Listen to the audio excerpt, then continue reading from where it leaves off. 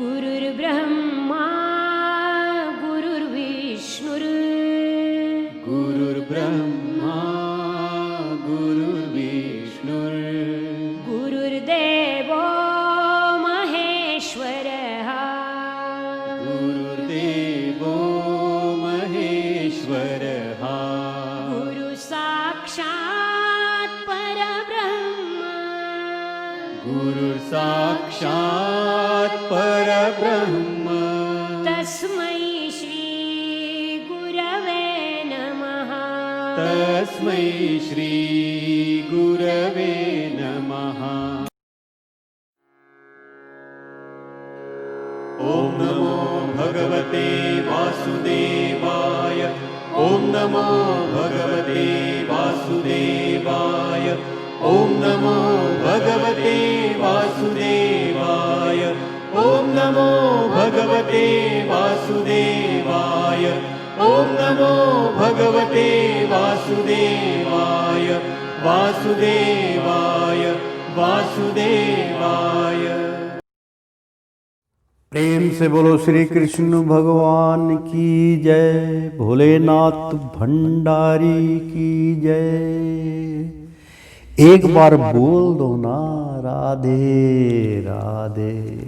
प्यारे भक्तों, अमृत बट रहा है और आप सभी अमृत का सेवन कर रहे हैं, इसलिए आप सबको भी कोटि कोटि धन्यवाद।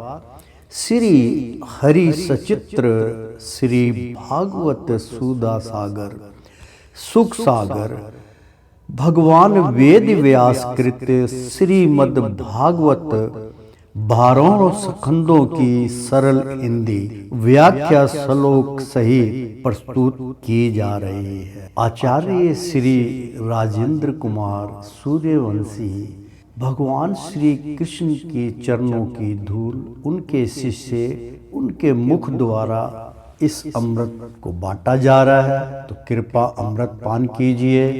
पिछले यानी कि तीसरा स्कंद का 8वां अध्याय कल हमने सुनाया था आपको। आज 9वां अध्याय आरंभ हो रहा है। उससे पहले थोड़ा सा 8वें अध्याय पे रोशनी डाल दें ताकि आपको संपूर्ण समझ में आ जाए। तो तय विश्व रचना की इच्छा वाले लोक विधाता ब्रह्मा जी ने भगवान के नाभि सरोवर से प्रकट हुआ वह कमल जल आकाश वायु और अपना शरीर केवल ये 5 ही पदार्थ देके इनके सिवा और कुछ उन्हें दिखाई ना दिया। रजोगुण से व्यापत ब्रह्मा जी प्रजा की रचना करना चाहते थे। जब उन्होंने सृष्टि के कारण रूप केवल ये 5 ही पदार्थ देखे, तब लोक कर रचना के लिए उत्सुक होने के कारण वे अचिन्त्य त्याग गति श्री हरि में चित्त लगाकर और उनका परम पूजन्य प्रभु की स्तुति करने लगे। तो प्रेम से बोलो श्री कृष्ण भगवान की जय। एक बार बोल दो ना राधे राधे। मित्रों, 9वां अध्याय हम शुरू करने जा रहे हैं। ध्यान से इस वाणी का अमृत पान कीजिएगा। ब्रह्मा जी द्वारा भगवान की स्तुति, मतलब ब्रह्मा जी ने भगवान की स्तुति कैसे की, क्या उनकी धारणाएं थी। ब्रह्मा जी ने कहा, प्रभु आज बहुत समय के बाद बात है कि देहधारी जीव आपके स्वरूप को नहीं जाने, मैं आपको जान सका हूं। अहो कैसे दुर्भाग्य की पाते, भगवान आपके सिवा और कोई वस्तु नहीं है। अर्थात ब्रह्मा जी ने कहा, प्रभु हे ईश्वर, आज बहुत समय के बाद यानी कि कई अरसा बीत गया, हजारों साल बीत चुके हैं। बीतने के बाद है कि देहधारी जिन्होंने जो जानवर है, जीव हैं, देहधारी जीव आपके स्वरूप को नहीं जान मैं आपको जान सका हूं। यानी कि देहधारी जीव आपके स्वरूप को नहीं जान पाए, मैं आपको जान सका हूं। अहो कैसे दुर्भाग्य की पाते, भगवान आपके सिवा और कोई वस्तु नहीं है। अर्थात कहने का तात्पर्य ये हुआ मित्रों, जब आदमी एकांत हो जाता है, जब आदमी सैया पे लेटा होता है, जब उसका अंत समय आता है, तो केवल हरि के अलावा आपको किसी का मात्र सहारा नहीं ले जाता, क्योंकि आप जान जाते हैं जिससे मैं मोह कर रहा हूं वो एक एक करके सब छूट जाएंगे और छूट जाते हैं। इसलिए प्रभु का ध्यान हमेशा आता है। जो वस्तु प्रतीत होती है वह भी सब रूप पत सत्य नहीं है, क्योंकि माया के गुणों के चुकबित होने के कारण केवल आप ही अनेकों रूपों में प्रतीत हो रहे हैं। यानी कि जो वस्तु प्रतीत होती है, जिस वस्तु को हम देखते हैं, जिसका अनुभव करते हैं, वह भी स्वरूप पत सत्य नहीं है, क्योंकि जो हम ये संसार देख रहे हैं इसमें जो भी उत्पत्ति है वो नाशवान है, उसकी भी कोई वो सत्य नहीं है, क्योंकि माया के गुणों के अछुवित मतलब जो गुणों के कारण जो उसमें विलीन है होने के कारण केवल आप ही अनेकों रूपों में प्रतीत हो रहे हैं। यानी कि कहीं भी किसी भी वस्तु में कण कण में आपको ही देख पाते हैं। देव आपकी चित्त शक्ति के प्रकाशित हो रहने के कारण अज्ञान आपसे सदा ही दूर रहता है। आपका यह रूप जिसके नाभि कमल से मैं प्रकट हुआ हूँ सैकड़ों अवतारों का मूल कारण है। इसे अपने सतों पुरुषों पर कृपा करने के लिए ही पहल प्रकट किया है। परमात्मा आपका जो आनंद मात्र भेद रहित अखंड तेजोमय स्वरूप जो है उसे मैं इससे भी भिन्न नहीं समझता। इसलिए मैंने विश्व की रचना करने वाले होने पर भी विश्वतीत आपके इस अद्वितीय रूप की ही शरण ली है। यह संपूर्ण भूत और इंद्रियों का भी अधिष्ठान है। प्रेम से बोलो श्री कृष्ण भगवान की जय। अर्थात जो वस्तु देव आपकी चित्त शक्ति के मतलब आपके अंदर जो शक्ति है, आपके चित्त लगा के जो मुझे शक्ति प्राप्त हुई, प्रकाशित रहने के कारण अज्ञान आपसे सदा ही दूर रहता है। तात्पर्य ये हुआ कि जब हम भगवान का ध्यान करते हैं, उनमें लीन हो जाते हैं, तो अपने आप ही जो आसक्तियां हैं, जो आपको अज्ञानता की तरफ ले जाते हैं, वो सब उनके करीब नहीं आते, आपसे सदा दूर ही रहता है। आपका यह रूप जो आपका ये विराट रूप है जो मैं देख रहा हूं, जिससे मैं उत्पन्न हुआ हूं, कमल से मैं उत्पन्न हुआ, इतना बड़ा विराट रूप जिसके नाभि कमल से मैं प्रकट हुआ हूं, सैकड़ों अवतारों का मूल कारण है। यानी कि हजारों लाखों अनगिनत अवतारों का एक मूल कारण यही है। इसे अपने सत्य पुरुषों पर जो आपके सेवक है, जो सत्य पुरुष है, कृपा करने के लिए ही पहल प्रकट किया है। यानी कि सबसे पहले मुझे प्रकट किया है, सबसे पहले आप प्रकट हुए और कृपा करने के लिए ही आप दर्शनात् हुए। परमात्मा आपका जो आनंद मात्र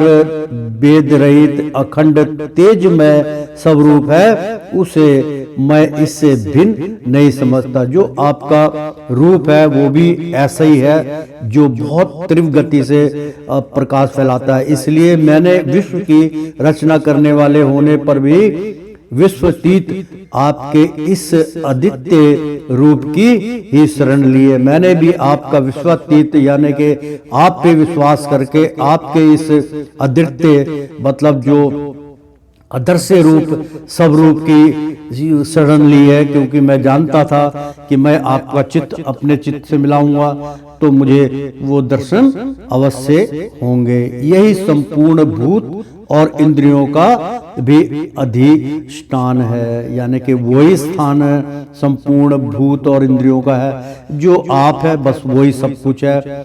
तो हे विश्व कल्याणमय मैं आपका उपासक हूँ, मैं आपका सेवक हूँ, मैं आपकी आराधना में हूँ। आपने मेरे हित के लिए ही मुझे ध्यान में अपना वह रूप दिखलाया है। जो परमात्मा विश्वासक्त जीव है वे भी इसका अनादर करते हैं। मैं तो आपको इस रूप में बार बार नमस्कार करता हूँ। मेरे स्वामी, जो लोग वेद रूप वायु से लाई हुई आपके चरण रूप कमल कोश की गंध को अपने कर्ण पुटों से ग्रहण करते हैं, उन अपने भजनों के हृदय कमल से आप कभी दूर नहीं होते, क्योंकि वे परम भक्ति रूप डेरों और डोरी से आपके पाद पदों को बांध लेते हैं। जब तक पुरुष आपके अभय पर्द चरना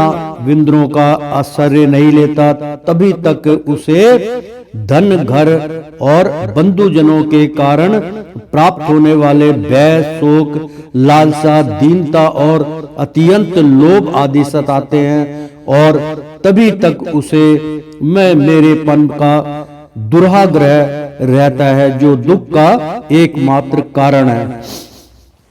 मित्रों, कहने का तात्पर्य ये हुआ, अर्थात उन्होंने कहा कि जो लोग इस प्राकृतिक संसार में इधर उधर अपना दिमाग मोह माया में फंसाते हैं, करते हैं, वो हमेशा दुख का कारण बनता है। बिल्कुल सत्य कहा। इसलिए जो आपके चित्त में रहते हैं, जो केवल आपका ही सुमरन करते हैं, उनके लिए ये सब कुछ व्यर्थ चला जाता है और सुख का आगमन करते हैं। जो दुख का एकमात्र कारण है वो यही सब कुछ है कि हम मोह माया को छोड़ें। जो लोग सब प्रकार के अमंगलों को नष्ट करने वाले आपके स्वर्ण कीर्तन आदि प्रसंगों से इंद्रियों को हटाकर लेस मात्र विषय मुख के लिए दीन और मन ही मन लालित होकर निरंतर दुष्कर्मों में लगे रहते हैं, यानी कि ऊपर से मुंह में राम राम और बगल में छुरी, यानी कि बड़ा मुंह से कीर्तन चल रहा है, भाव भक्ति चल रही है, भोलेनाथ की जयकारा लगा रहे हैं, ये कर रहे हैं, और मन अंतरकरण मन जो है उसमें लालित है कि मैं ज्यादा भीड़ इकट्ठी कर लूं, मुझे पैसा आएगा, धनवान हो जाऊंगा, मैं तरह तरह के व्यंजन में ग्रहण करूंगा, ऐसा सब मन बना के तो नियंत्रण दुष्कर्मों में, मतलब हमेशा दुष्कर्मों में लगे रहते हैं। इस कारण वो दुष्ट कर्मों में अपना जीवन व्यतीत करते। उन बेचारों की बुद्धि देव ने हर ली है, मतलब उनकी बुद्धि जो है देवगणों ने, उनकी लालच ने उसको हर लिया है। अच्युत उरु कर्म, मतलब के जो कर्म नहीं करने चाहिए, और उरु कर्म जो कर्म अधर की ओर ले जाते हैं, इस प्रजा को भूख, प्यास, वात, पित्त, कफ, सर्दी, गर्मी, हवा और वर्षा से परस्पर एक दूसरे से तथा कामाग्नि और दूसरे क्रोध से बार बार कष्ट उठाते देखकर मेरा मन बड़ा खिन्न होता है। अर्थात बड़ा अच्छा प्रसंग है। उन बेचारों की बुद्धि देव ने हर ली है, जो आपका चित्त आपके साथ नहीं लगाते। अच्युत मतलब उससे परे, उरु कर्म यानी कि उग्र कर्म, इस प्रजा को, मतलब इस ये जो संसार है इसमें जो जीव जाती है, प्रजा है, भूख प्यास, उसको भूख भी लगती है, प्यास भी लगती है, और उनको वात रोग भी हो जाता है, पित्त रोग भी हो जाता है, कफ भी होता है, यानी कि वात, पित्त और कफ, ये तीनों से पूरे शरीर में बीमारी पैदा होती है। आयुर्वेदिक के अंदर ये तीनों को, और जो नस की हम लोग जो अपना हाथ में जो है नब्ज देख के जो गुण बतलाते हैं कि आपको ये बीमारी है, तो सब आध्यात्मिकता से जुड़ी हुई है। इसके अंदर उसकी भी व्याख्या आई है कि वो वात, पित्त और कफ तीनों से हमारे अंदर शरीर की कोई भी बीमारी होती है, आयुर्वेद में इसको बता दिया जाता है। तो सर्दी, गर्मी, हवा और वर्षा से परस्पर एक दूसरे से तथा काम अग्नि और दूसरे क्रोध से बार बार कष्ट उठाते देखकर मेरा मन बड़ा खिन्न होता है, कि ये लोग, ये यहाँ के जो वासी हैं, ये इतने कष्ट क्यों भोग रहे हैं। कभी इनको ठंड लगती है, कभी गर्मी लगती है, कभी बुखार आता है, कभी काम क्रोध की अग्नि में ये जल जाते हैं, कभी दुस्साहस करते हैं, क्रोध से बार बार कष्ट उठाते हैं। देखकर मेरा मन बड़ा भिन्न हो जाता है। स्वामिन, जब तक मनुष्य इंद्रियां और विषय रूपी माया के प्रभाव से आपसे अनेक को भिन्न रहता है, आपसे अपने को भिन्न देखता है, जब तक उसके लिए इस संसार चक्र की निवृत्ति नहीं होती। यद्यपि वो यह मिथ्या है, तथापि कर्म फल भोग का क्षेत्र होने के कारण उसे नाना प्रकार के दुखों में डालता रहता है। तात्पर्य मित्रों कि जब तक उसके लिए इस संसार चक्र की निवृत्ति नहीं होती, यानी कि इस काल चक्र को, इस संसार के चक्र को नहीं समझता, उसकी निवृत्ति नहीं कर पाता, यद्यपि यह मिथ्या है। उसके बाद जो भी वो कुछ करता है वो सब मिथ्या चला जाता है। तथापि यानी कि उसके अलावा भी कर्म फल भोग का क्षेत्र, जो हमारा कर्म है, जिससे हमें कर्म फल भोगना पड़ता है, भोग का क्षेत्र होने के कारण उसे, यानी कि हमारा ये जो शरीर है, ये कर्म फल भोग का शरीर बना हुआ है। हमें कर्मों के हिसाब से इसका भोग करना पड़ता है। दुख सुख कर्म इससे बंधे हुए क्षेत्र, ये हमारा पूरा शरीर वो क्षेत्र है, कर्म फल योग का क्षेत्र है, होने के कारण उसे नाना प्रकार के दुखों में डालता रहता है और अलग अलग दुखों की प्रक्रिया उसके शरीर से, उसके मन से चलती रहती है। बिल्कुल सत्य है मित्रों, कोई दो राह वाली बात नहीं है इसमें। इसको सत्य को जानो।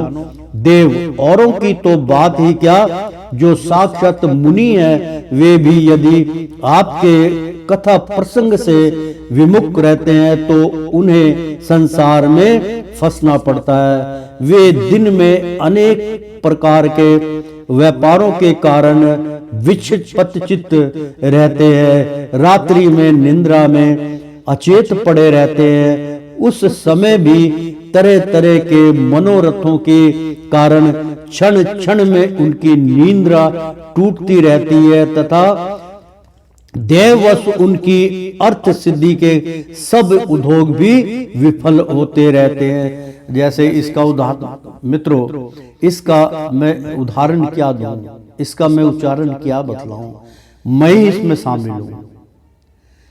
पिछले अध्याय में आपने देखा होगा, मैंने अपनी व्याख्या की थी, बिल्कुल सत्य है, मैं इसको झुठला नहीं सकता हूं। मैं शुरू से भजन कीर्तन भाव हर चीज मैंने अपनाई है, लेकिन जो चीज इसमें बतलाई जा रही वो मेरे साथ हमेशा होती है।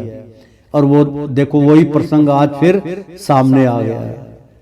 और इतनी भक्ति भाव करने के पश्चात भी उस समय भी तरह तरह के मनोरथों के, यानी कि अगर ये कार्य हो जाए तो मैं छूट जाऊंगा, वो कार्य हो जाए तो मैं छूट जाऊंगा, प्रभु मेरा ये, मतलब रात्रि में भी फिर निद्रा उड़ जाती है क्षण क्षण में, मतलब एक पल पल में उसी नींद टूटती रहती है, बिल्कुल टूटती रहती है। मैं 3-4 बार उठता हूँ।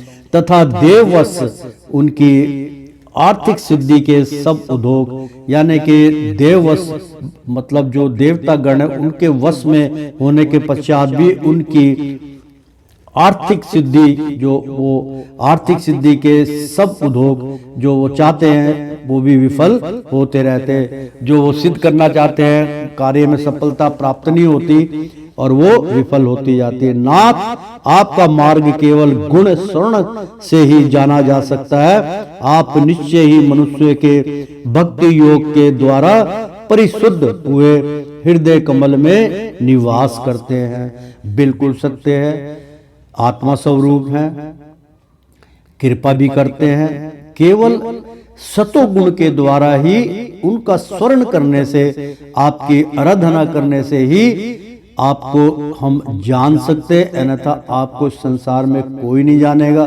सब अपनी मनमानी करते हैं। तो प्रेम से बोलो श्री कृष्ण भगवान की जय। तो पुण्य श्लोक प्रभु आपके भजन जिस जिस भावना से आपका चिंतन करते हैं, उन साधु पुरुषों पर अनुग्रह करने के लिए आप वही रूप धारण कर लेते हैं। भगवान आप एक हैं तथा संपूर्ण प्राणियों के अंतरकरणों में स्थित उनके परम हितकारी अंतर आत्मा है। इसलिए यदि देवता लोग भी हृदय में तरह तरह की कामनाएं रखकर भांति भांति की विपुल सामग्रियों से आपका पूजन करते हैं, तो उससे आप उतने प्रसन्न नहीं होते जितने सब प्राणियों पर दया करने से होते हैं। किंतु वह सभी स्वरभूत दया असत पुरुषों को अत्यंत दुर्लभ है। जो कर्म आपको अर्पण कर दिया जाता है, यानी कि अर्थात कहने का मतलब ये हुआ तात्पर्य मित्रों कि किंतु वह स्वरभूत दया, यानी कि आप हमेशा प्राणियों पे दया करते हैं, असत हमेशा असत को ठुकरा देते हैं। जो असत पुरुष को, यानी कि जो असत रास्ते पे चलता है, असत पुरुषों को अत्यंत दुर्लभ है। असत पुरुष जो होते हैं वो तो बिल्कुल कुछ भी नहीं समझ में आएगा उनके। जो कर्म आपको अर्पण कर दिया जाता है, यानी कि जो मैं कर्म कर रहा हूँ वो प्रभु मैं आपके लिए कर रहा हूँ, आपकी आज्ञा मान के कर रहा हूँ। आपने मुझे पिछले जन्मों का कष्ट भोगने के लिए परिवार दिया, परिवार की सेवा करने के लिए जो मैं कार्य कर रहा हूँ उस सब में आपका ही कर्म समझ के कर रहा हूँ, तो उसका कभी नाश नहीं होता। यानी कि जो कर्म आपको अर्पण करके दिया जाता है उसका कभी नाश नहीं होता, वह अच्छे हो जाता है, यानी कि अमर हो जाता है और अच्छे कर्मों में उसकी चेतना हो जाती है। अतः नाना प्रकार के कर्म यज्ञ, यानी कि उसके अलावा जो हम अतः नाना प्रकार के अलग अलग जो हम कर्म करते हैं, जैसे यज्ञ है, दान है, कठिन तपस्या और वस्त्रादि के द्वारा आपकी प्रसन्नता प्राप्त करना ही मनुष्य का सबसे बड़ा कर्म फल है। क्योंकि आपकी प्रसन्नता होने पर ऐसा कौन फल है जो सुलभ नहीं हो जाता। आप स्वरदा अपने स्वरूप के प्रकाश से ही प्राणियों के भेद भ्रम रूप अंधकार का नाश करते रहते हैं तथा ज्ञान के अधिष्ठान साक्षात परम पुरुष हैं। मैं आपको नमस्कार करता हूँ। संसार की उत्पत्ति, स्थिति और संहार के निमित्त से जो माया की लीला होती है वह आपका ही खेल है, यानी कि आपको मैं नमस्कार करता हूँ। संसार की उत्पत्ति मतलब संसार को रचने वाले, संसार को बनाने वाले, प्राणियों की उत्पत्ति करने वाले, स्थिति मतलब ऐसी स्थिति में ऐसे समय पर, और संहार यानी कि उनको समाप्त कर देना, मार देना, उनका प्राण हरण कर देना के निमित्त से, यानी कि वो चलता रहता है, हमेशा नियम अनुसार उसका संचालन है। तो जो माया की लीला होती है उन्हीं की माया की लीला है, वह आपका ही खेल है, वो भी आप ही खेल खेलते हैं। अतः आप परमेश्वर को मैं बार बार नमस्कार करता हूँ। जो लोग प्राण त्याग करते समय आपके अवतार गुण और कर्मों को सूचित करने वाले देवकी नंदन, जनानंदन, कंस निकानंदन आदि नामों का विवश होकर भी उच्चारण करते हैं, वे अनेकों जन्मों के पापों से तत्काल छूटकर माया आदि आवरणों से रहित ब्रह्म पद प्राप्त करते हैं। आप नित्य अनजन्मा है, मैं आपकी शरण लेता हूँ। भगवान, इस विश्व वृक्ष के रूप में आप ही विराजमान हैं। आप ही अपनी मूल प्राकृतिक को स्वीकार करके जगत की उत्पत्ति, स्थिति और प्रलय के लिए मेरे अपने और महादेव जी के रूप में तीन प्रधान शाखाओं में विभक्त हुए हैं, और फिर प्रजापति एवं मनु आदि शाखा और पर शाखाओं के रूप में फैलकर बहुत विस्तृत हो गए हैं। मैं आपको नमस्कार करता हूँ। भगवान, आपने अपनी आराधनाओं को ही लोगों के लिए कल्याणकारी स्वर धर्म बताया है, किंतु वे इस ओर से उदासीन रहकर सर्वदा विपरीत निषिद्ध कर्मों के लगे रहते हैं। ऐसे प्रमाद की अवस्था में पड़े हुए इन जीवों की जीवन आशा को जो सदा सावधान रहकर बड़ी शीघ्रता से काटता रहता है, वह बलवान काल भी आपका ही रूप है। मैं उसे नमस्कार करता हूँ। यद्यपि मैं सत्य लोक का काका अधिक दाता हूँ, जो दो प्रादर्थ पर्यंत रहने वाला और समस्त लोगों का वंदनीय है, तो भी आपके इस काल रूप से डरता रहता हूँ। इससे बचने और आपको प्राप्त करने के लिए ही मैंने बहुत समय तक तपस्या की है। आप ही अधियज्ञ रूप से मेरी इस तपस्या के साक्षी हैं। मैं आपको नमस्कार करता हूँ। आप पूर्ण काम है, आपको किसी विश्व सुख की इच्छा नहीं है, तो भी आपने अपनी बनाई हुई धर्म मर्यादा की रक्षा के लिए पशु पक्षी मनुष्य और देवता आदि जीवनियों में अपनी ही इच्छा से शरीर धारण कर अनेकों लीलाएं की हैं। ऐसा आप पुरुषोत्तम भगवान को मेरा नमस्कार है। प्रेम से बोलो श्री कृष्ण भगवान की जय। प्रभु, आप अविद्या, अस्तमता, राग, द्वेष और अभिनिवेश पांचों में से किसी एक भी अधीन नहीं है। यद्यपि यह इस समय जो सारे संसार को अपने उदर में लीन कर भयंकर तरंग मालाओं से विक्षुब्ध प्रलयकालीन जल में अंतर्विग्रह की कोमल सैया पर शयन कर रहे हैं, यानी कि अर्थात पांचों में से किसी एक भी अधीन, यानी कि पांच जो तत्व है, पांच जो जीविका के जो अधीन है, वो आप उसके अधीन नहीं है। यद्यपि इस समय जो सारे संसार को अपने उदर में लीन कर, यानी कि पूरा भविष्य, पूरा संसार आपके पेट के अंदर लीन कर, उसके अंदर आपने समा लिया है। भयंकर तरंग मालाओं से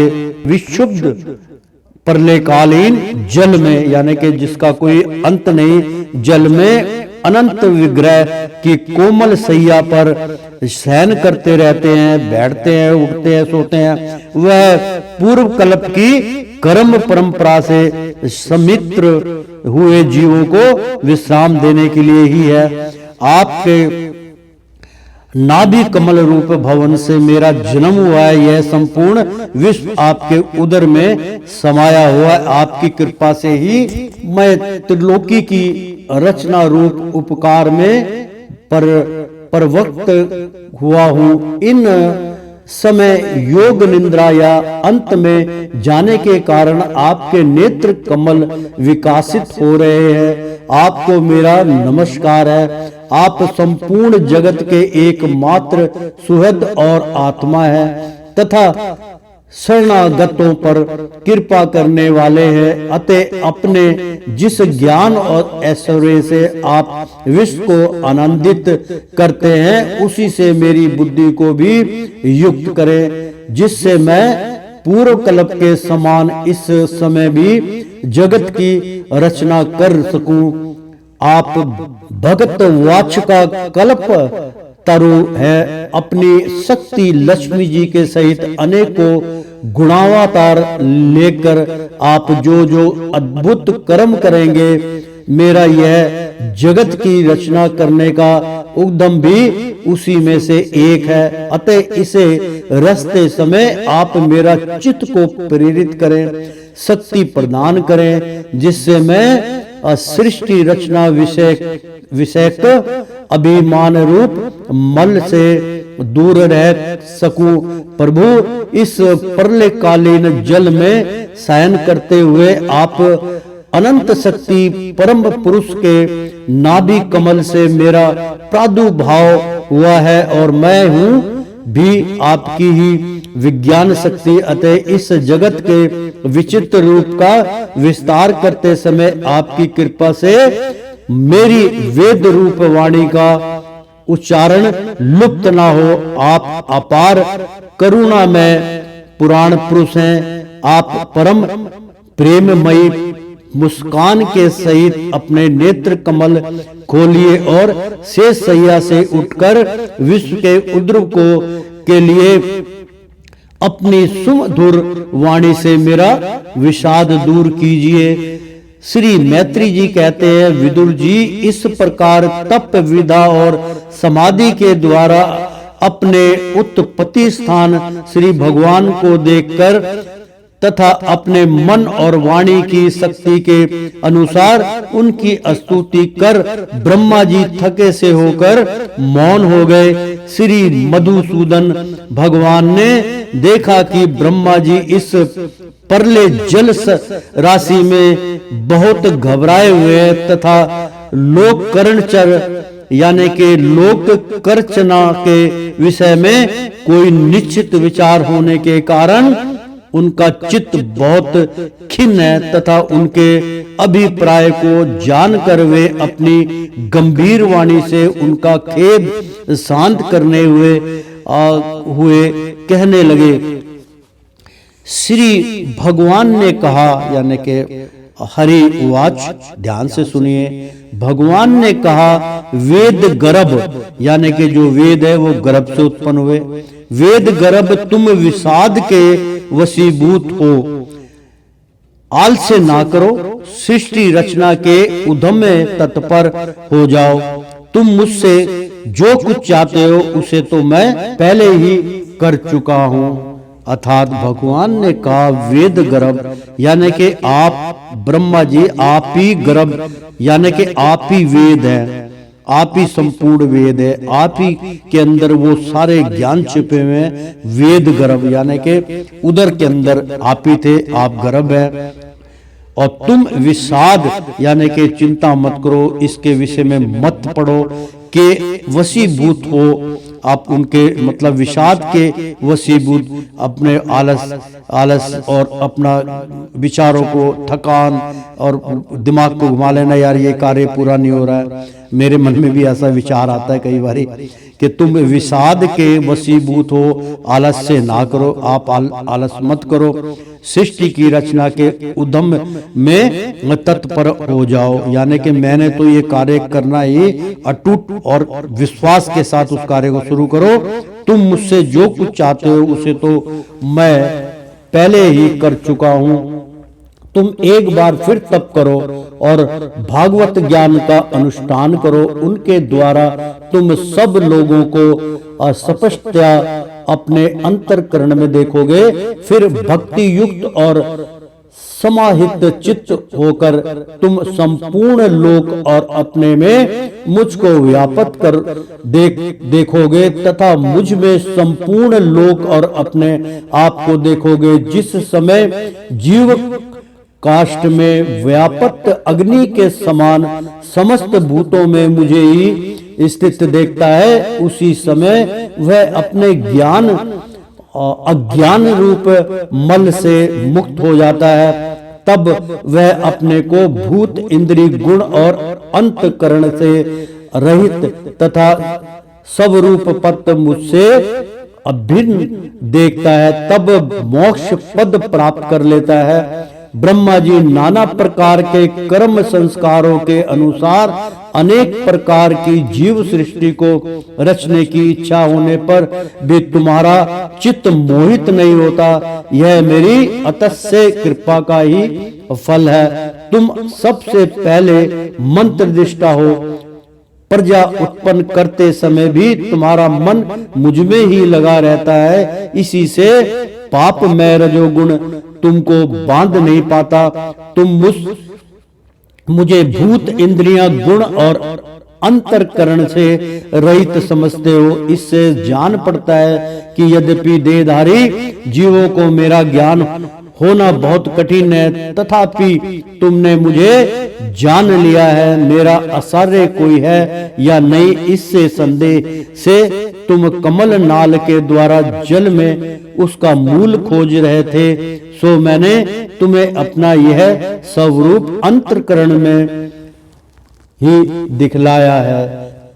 प्यारे ब्रह्मा जी, तुमने जो मेरी कथाओं के वैभव से युक्त मेरी स्तुति की है और तपस्याओं में जो तुम्हारी निष्ठा है, वह भी मेरी ही कृपा का फल है। लोक रचना की इच्छा से तुमने सगुण प्रतीत होने पर भी जो निगुण रूप से मेरा वर्णन करते हुए स्तुति की है, उससे मैं बहुत प्रसन्न हूँ। तुम्हारा कल्याण हो। मैं समस्त कामनाओं और मनोरथों को पूर्ण करने में असमर्थ हूँ। जो पुरुष नित्य प्रति इस स्तोत्र द्वारा स्तुति करके मेरा भजन करेगा, उस पर मैं शीघ्र ही प्रसन्न हो जाऊंगा। तत्ववेताओं का मत है कि पुत्र तप, यज्ञ, ज्ञान, दान, योग और समाधि आदि साधनों से प्राप्त होने वाला जो परम कल्याण में फल है, वह मेरी प्रसन्नता ही है। विधाता, मैं आत्माओं का भी आत्मा और स्त्री पुत्र दी प्रियों का भी प्रिय हूँ। देह आदि भी मेरे ही लिए प्रिय है, अतः मुझसे ही प्रेम करना चाहिए। ब्रह्मा जी, त्रिलोक की को तथा जो प्रजा इस समय मुझ में लीन है, उसे तुम पूर्व कल्प के समान मुझसे उत्पन्न हुए अपने सर्व वेदमय स्वरूप से समय ही रचो। श्री मैत्रेय जी कहते हैं, प्राकृतिक और पुरुष के स्वामी कमलनाभ भगवान सृष्टिकर्ता ब्रह्मा जी को इस प्रकार जगत की अभिव्यक्ति करवाकर आपने उस नारायण रूप से अदृश्य हो गए। प्रेम से बोलो श्री कृष्ण भगवान की जय। उस श्रीमन नारायण नारायण हरि हरि। मित्रों, इसी के साथ 9वां अध्याय समाप्त हुआ और 10वां अध्याय शुरू हुआ। इसलिए 10वां अध्याय भी हम अब शुरू करने जा रहे हैं। ध्यान से इसका प्रसाद ग्रहण कीजिए। 10 प्रकार की सृष्टि का वर्णन। विदुर जी ने कहा, मुनिवर, भगवान नारायण के अंतर्धान हो जाने पर संपूर्ण लोकों के पितामह ब्रह्मा जी ने अपने देह और मन से कितने प्रकार की सृष्टि उत्पन्न की। भगवान, उसके सिवा मैंने आपसे और जो जो बातें पूछी है, उन सब का भी क्रम से वर्णन कीजिए और मेरे सब संशयों को दूर कीजिए। मेरे को जो शंका हुई है, मैं तर्क वितर्क में पड़ गया, उसको सब आप कृपा करके दूर कीजिए, क्योंकि आप सभी बहुयोगों में श्रेष्ठ हैं। सूत जी कहते हैं, शौकीन जी विदुर जी के इस प्रकार पूछने पर मुनिवर मैत्री जी बड़े प्रसन्न हुए और अपने हृदय में स्थित उन प्रश्नों का इस प्रकार उत्तर देने लगे। श्री मैत्री जी ने कहा, अनजन्मा भगवान श्री हरि ने जैसा कहा था, ब्रह्मा जी ने भी उसी प्रकार चित्त को अपने आत्मा श्री नारायण में लगाकर 100 दिव्य वर्षों तक तप किया। ब्रह्मा जी ने देखा कि प्रलयकालीन प्रबल वायु के झरोकों से जिससे वे उत्पन्न हुए हैं तथा जिस पर वे बैठे हुए हैं, वह कमल तथा जल कांप रहे हैं। प्रबल तपस्या हृदय में स्थित आत्मज्ञान से उनका विज्ञान बल बढ़ गया और उन्होंने जल के साथ वायु को पी लिया। फिर जिस पर स्वयं बैठे हुए थे, उस आकाश व्यापी कमल को देखकर उन्होंने विचार किया कि पूर्व कल्प में लीन हुए लोकों को मैं इसी से रचूंगा। तब भगवान के द्वारा सृष्टि कार्य में नियुक्त ब्रह्मा जी ने उस कमल कोश में प्रवेश किया और उस एकाएक के ही भू भव शव एक के ही भू भुआ स्वा ये 3 भाग किए। यद्यपि वह कमल इतना बड़ा था कि उसके 14 भुवन या इससे भी अधिक लोकों के रूप में विभाग किए जा सकते थे। वैसे तो कमल के जो पंखड़ियां होती है मित्रों, वो ज्यादातर 14 होती है, उसी के वो विभाजन किया था। वो कितनी है तो उससे अधिक भी हो सकते हैं, ऐसा इसमें वर्णन है। अन्यथा जो कमल 14 जिसकी पंखड़ियां, वो बहुत ही पुण्यकारी होता है। अगर भगवान की शरणों में वो चढ़ जाए 14 पंखड़ियों वाला फूल और बीच में एक अलग अलग किस्म की पीली पीली उठ पे अंकुर फूटे, उस पे एक कली हो, वो बहुत ही महत्वपूर्ण होता है। भगवान उससे अति प्रसन्न होते हैं, मनोकामना पूर्ण भी कर देते हैं। तो प्रेम से बोलो श्री कृष्ण भगवान की जय। जीवों के भोग स्थान के रूप में इन्हीं 3 लोकों का शास्त्रों में वर्णन हुआ है। जो निष्काम कर्म करने वाले हैं उन्हें मैं तप जन और सत्य लोक रूप ब्रह्मा लोक की प्राप्ति होती है।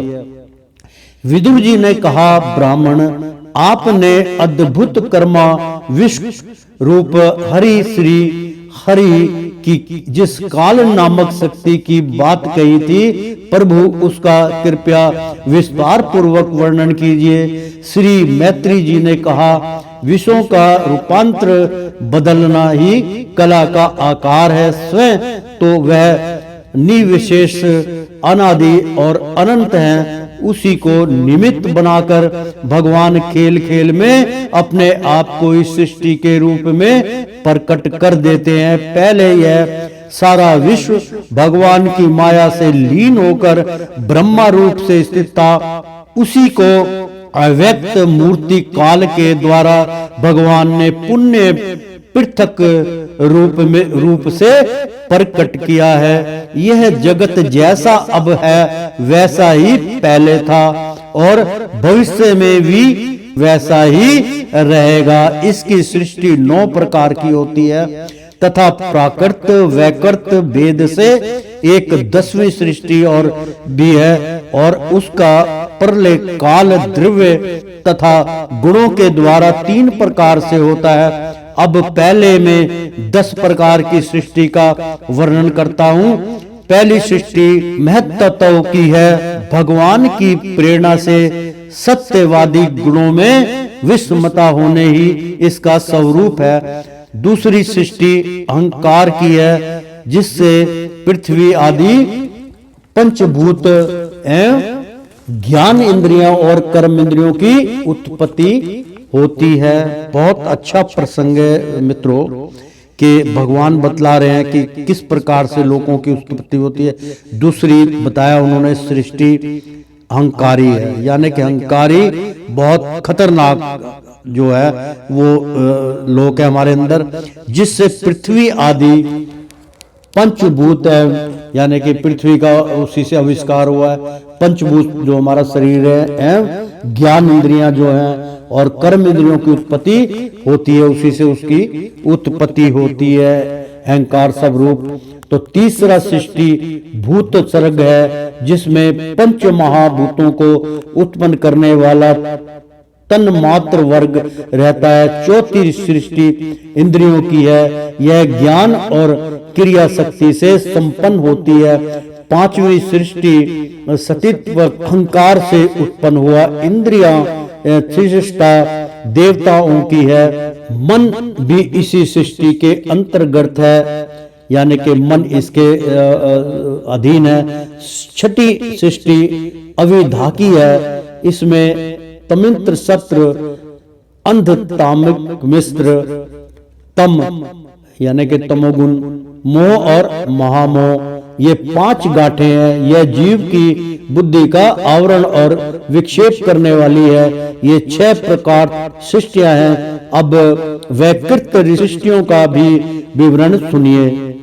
अर्थात मैं इसका वो थोड़ा सा उच्चारण कर दूं मित्रों, बहुत थोड़ा कठिन है। इन्होंने अहंकार के बारे में कहा कि अहंकार में कौन कौन सी चीजें आती है।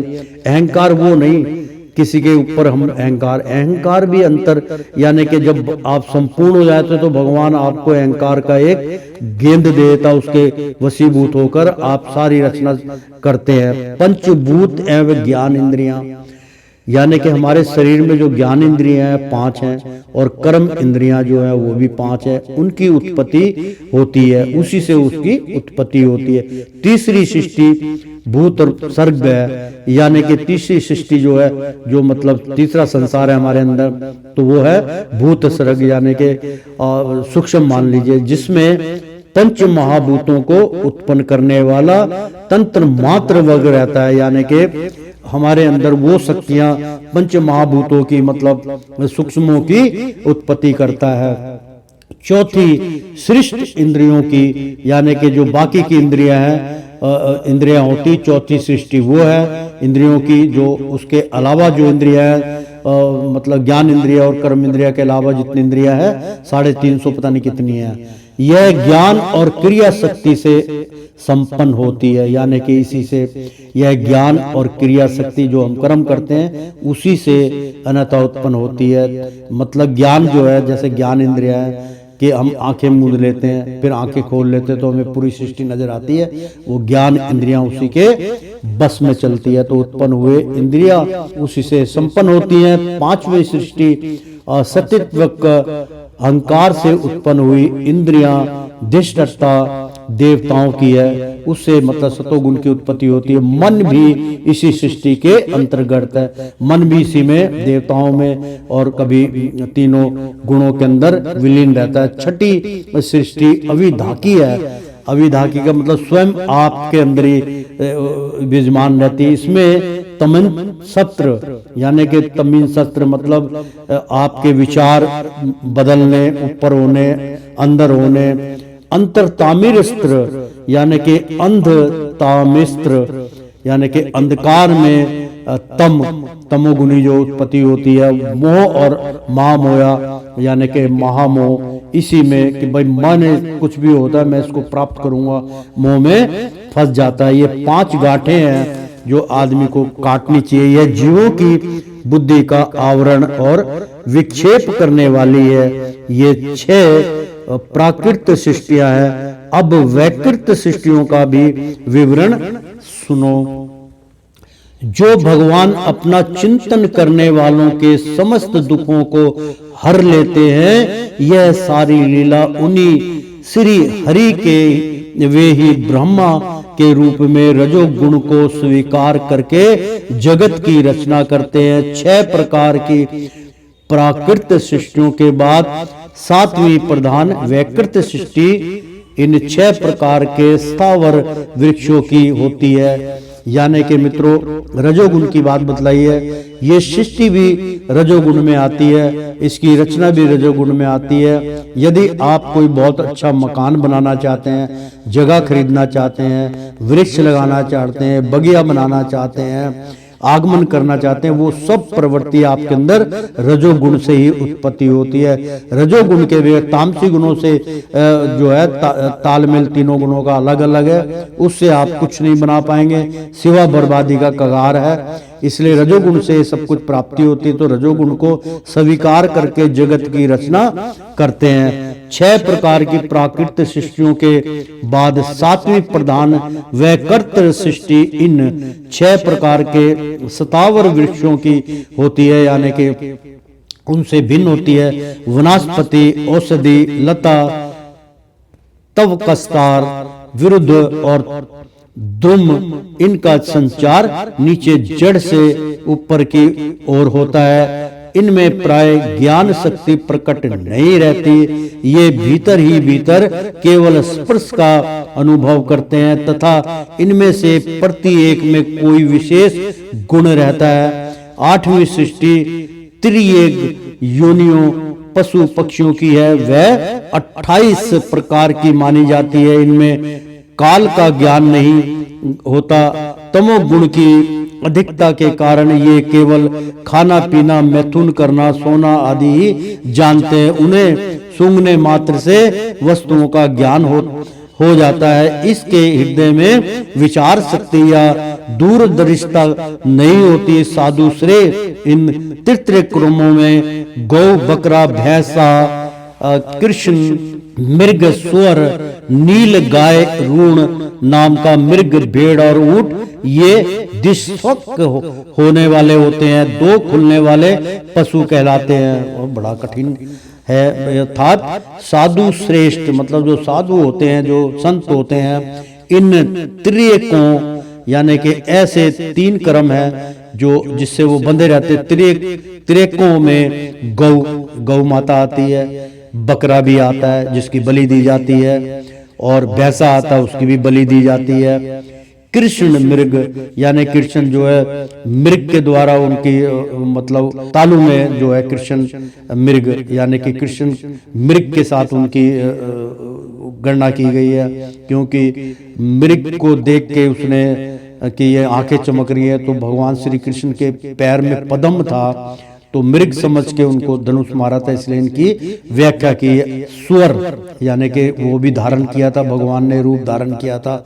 गौ का रूप भी है, बकरा का भी है, भैंसा का भी, कृष्ण मृग, सुअर, नील गाय यानी कि जो जंगलों में रहती है नील गाय, रुरु नाम का मृग, भेड़ और ऊंट ये दृश्य 2 खुरों वाले पशु कहलाते हैं। यानी कि इनके 2 खुर होते हैं, और पक्षी होते हैं उनके 5 नखून होते हैं, इनके सिर्फ 2 खुर होते हैं। विभाजन होता है, दोनों साइड में खुर वाले पशु कहलाते हैं। गधा, घोड़ा, खच्चर, गौर मृग, सरफ और चमरी ये एक सरफ एक खुर वाले हैं। इनके सिर्फ एक ही खुर होते हैं। जैसे खच्चर है उसके पाँव में 1 नखून होता है, और गौर मृग मतलब गौर मृग जो होता है उसका भी 1 ही होता है, मतलब 2 खुर नहीं होते। सरफ और सरफ लंबे जिसकी गर्दन होती है उसकी भी 1 होता है, और चमरी इसका भी 1 खुर होता है। एक सफ 1 खुर वाले हैं। अब 5 नख वाले पशु पक्षियों के नाम सुनो।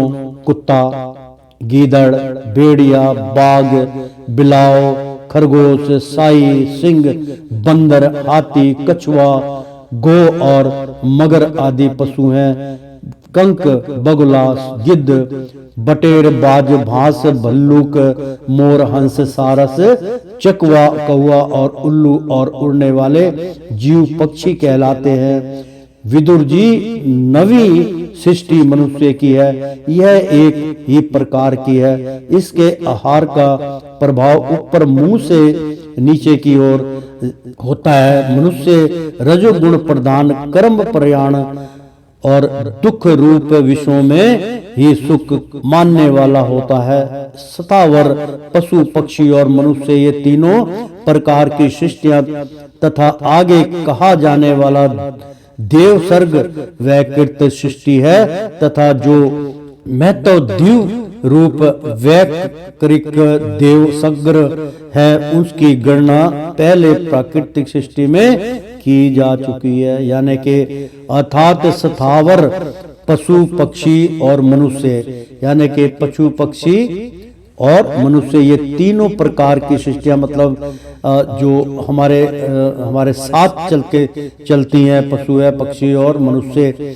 ये तीनों जो है प्रकार की सृष्टियां तथा आगे कहा जाने वाला देव सर्ग वैकृत सृष्टि है। यानी कि जो देवताओं का सर्ग माना गया है वो सृष्टि में हम लोग आते हैं, तथा जो महत्व तत्व दिव्य रूप वैकृक देव सर्ग है, यही सब देवता वैकृक हैं, उसकी गणना पहले प्राकृतिक सृष्टि में की जा चुकी है। तो इनके अतिरिक्त सनत कुमार आदि ऋषियों का जो कुमार सर्ग है वह प्राकृत वैकृत दोनों प्रकार का है। तो देवता, पितर, असुर, गंधर्व, अप्सरा, यक्ष, राक्षस, सिद्ध, चारण, विधागर, भूत, प्रेत, पिशाच और किन्नर, किमपुरुष, असमुख आदि भेद से देव ऋषि 8 प्रकार की है विदुर जी। इस प्रकार जगत करता श्री ब्रह्मा जी की रची हुई यह 10 प्रकार की सृष्टि मैंने उनसे कही। अब आगे मैं वंश और मयंत्रादि का वर्णन करूंगा। इस प्रकार सृष्टि करने वाले सत्य संकल्प भगवान हरि की ब्रह्मा के रूप से प्रत्येक कल्प के आदि में रजोगुण से प्राप्त होकर स्वयं ही जगत के रूप में अपनी ही रचना करते हैं। तो प्रेम से बोलो श्री कृष्ण भगवान की जय। एक बार बोल दो ना राधे राधे। ओ श्रीमन नारायण नारायण हरि हरि, तेरी लीला सबसे न्यारी न्यारी, बोलो हरि हरि। ओ श्रीमन नारायण नारायण हरि हरि। प्रेम से बोलो श्री कृष्ण भगवान की जय। दुष्टों के नाश करने वाले भगवान की जय। प्रेम से बोलो श्री कृष्ण भगवान की जय। श्री कृष्णा जय श्री कृष्णा। नमो नारायण नमो नारायण नारायण नारायण।